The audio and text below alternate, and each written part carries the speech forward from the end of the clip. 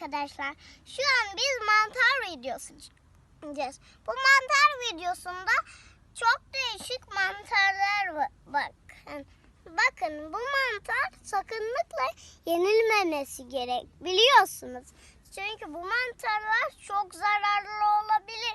Bilemezsiniz. Doğada yetişen mantarlar çok zararlıdır ve sakınlıkla yenilmemesi gerekir arkadaşlar.